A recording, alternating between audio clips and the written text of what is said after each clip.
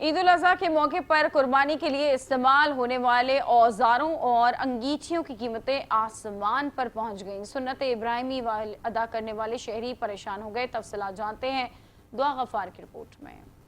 ईद कुर्बान में बस चंद दिन बाकी। एक तरफ मवेशी मंडी से कुर्बानी का जानवर खरीदना तो दूसरी तरफ छुरियां तेज कराने का मरला जारी है। ईद कुर्बान करीब आते ही जहां जानवरों की खरीदारी में तेजी आई है, वहीं कसाईयों के हथियार, चाकू, छुरियां और दीगर औजारों की मांग में भी खैर मामूली इजाफा देखने में आ रहा है। शहरियों का कहना था कि जानवर खरीद चुके, अब छुरियां खरीदना बाकी है। मैं खुद आया हूँ दीन इब्राहिमी छुरियों के स्टॉल पे आया हूँ छुरियाँ लेने के लिए, और दार के लिए रहीम लोहार है।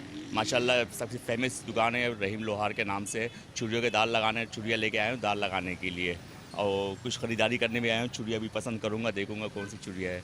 ईद करीब है, कुर्बानी का जानवर ले लिए, छुरी लेने आया हूँ दार लगाने। इस ईद के मौके पर जानवर कुर्बान करने के लिए जहां पेशावर कसाई मौजूद होते हैं, वहीं अनाड़ी भी जानवरों पर हाथ साफ करने से गुरेज नहीं करते। ईद उल अजहा करीब है और कुर्बानी की तैयारियां जोरों शोर से जारी हैं। जहां जानवर खरीदे जा रहे हैं, वहीं छुरी की खरीदारी और छुरी की धार तेज करवाने का अमल भी जारी है। कैमरामैन अबरारुर रहमान के साथ दुआ गफ्फार, 5 न्यूज़ कराची।